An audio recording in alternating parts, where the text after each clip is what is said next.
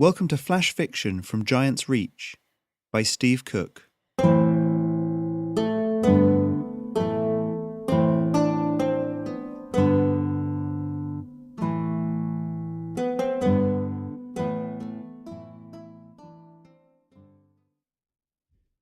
In our house we have two cats, a little black one called Connor, and a little black and white one called Tesla. And they're really different cats. They've got very different personalities, they've got very different likes and dislikes.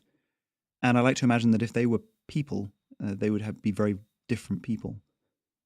It's a little easy to think of uplifted cats as all cats the same, but realistically, there'd be different cultures among cats. There'd be cats that grow up in the desert and cats that grow up on the coast, and there'd be lowland cats and highland cats. And this is a story of two different cat cultures coming together for a festival.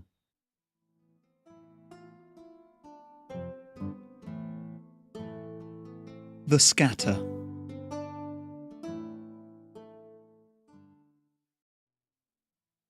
Niao curled her tail around herself and stared up at the night sky.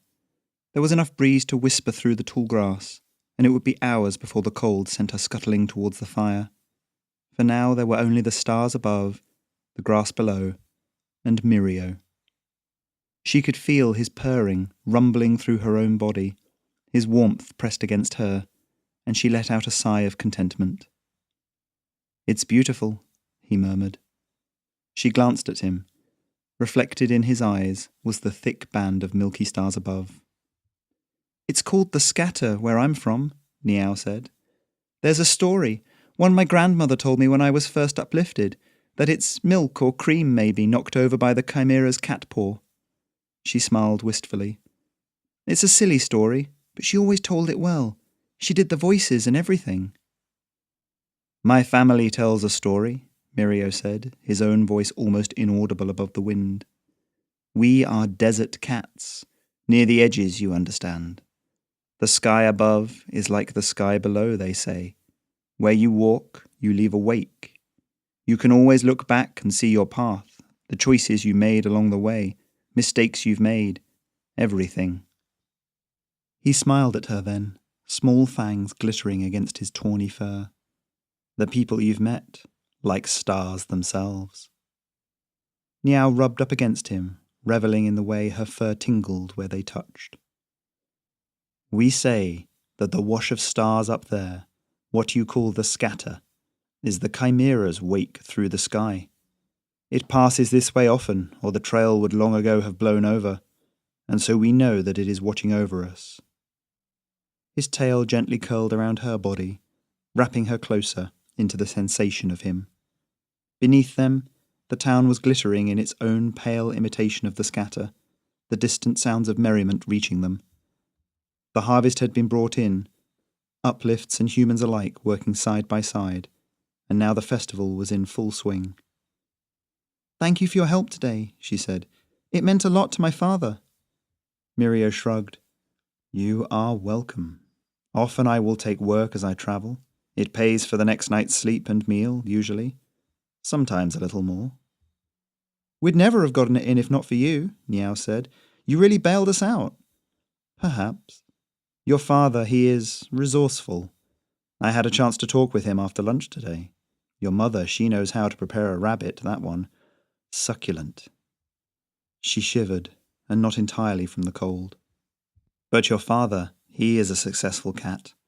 You have, 3 sisters, all of your uplifts sponsored by him. A fine family." "What about you?" "Family?" He was silent for a long moment, not even purring, and Niao licked her nose nervously. "If you don't want to talk about it—" No, he murmured. "Not much to tell, really. Uplifted by a man more interested in using me to show off his wealth than in my welfare.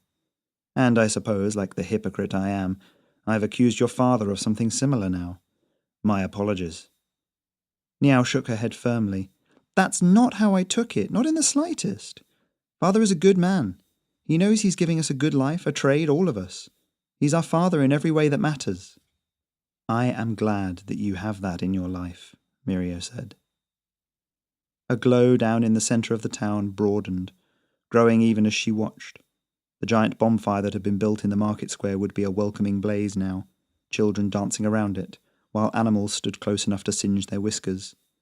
She snatched a look at him and felt a rush of warmth as she met his stare. "What will you do?" He cocked his head to one side, whiskers twitching. "I will go. My own wake lies behind me, the path forward, not yet trodden." "You should stay," she said, far too quickly, and he chuckled. I want you to stay." He considered the dark deepness above for a long time, then nodded. "Perhaps I can stay for a couple of nights." His paw covered hers, warm in the cooling air, and she closed her eyes as his scent enveloped her. You've been listening to flash fiction written for my Patreon, Giants Reach. If you'd like to become a supporter, go to patreon.com/giantsreach, where you can find more fiction just like this,